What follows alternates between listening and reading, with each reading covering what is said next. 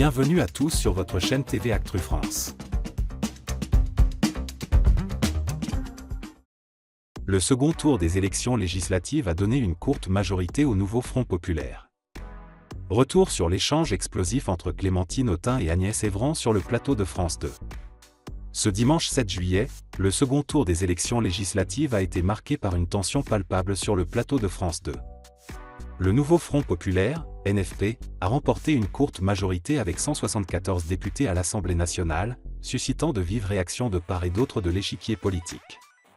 Clémentine Autain, réélue dans la 11e circonscription de Seine-Saint-Denis sous l'étiquette La France Insoumise, a exprimé sa satisfaction face au succès du NFP, qui a obtenu 25,33% des voix.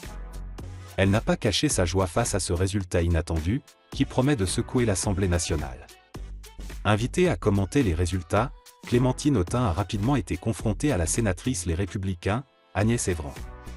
Cette dernière, dont le parti est en crise après le ralliement de son président Éric Ciotti au Rassemblement national, a vivement critiqué le programme économique de l'Union de la gauche. Agacée par les remarques d'Evran, Clémentine Autain n'a pas mâché ses mots « Je veux juste dire que cette dame qui est en train de me faire des leçons appartient au camp qui a creusé la dette de 1000 milliards ».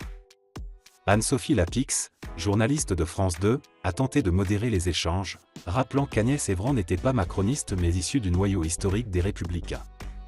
Autain a répliqué « C'est pareil ». L'échange houleux a atteint son paroxysme lorsqu'Agnès Evran a accusé la France insoumise de « déshonneur ».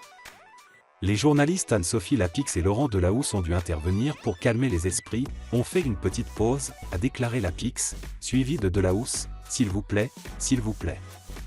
On n'est pas à l'Assemblée, on est sur un plateau de télé ». Clémentine Autain n'en est pas à son premier affrontement avec les Républicains. La semaine précédente, elle avait déjà élevé la voix face à l'ex-député LR Jean-François Copé, qui avait critiqué l'alliance entre le Parti socialiste et ce qu'il a qualifié d'extrême gauche. Autain avait répliqué avec véhémence « Mais ça suffit cette histoire d'extrême gauche. Arrêtez avec ça ». Le Conseil d'État a spécifiquement mentionné que le Parti communiste français et la France insoumise sont classés dans la nuance « gauche », distincte de « extrême gauche » sur l'échiquier politique. Cette distinction souligne que ces partis se situent dans une gauche jugée traditionnelle, à l'inverse du Rassemblement national, bien rangé à l'extrême droite.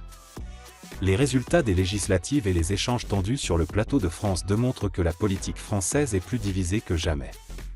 Les prochains mois promettent d'être riches en débats et en confrontations, tant à l'Assemblée nationale que sur les plateaux de télévision.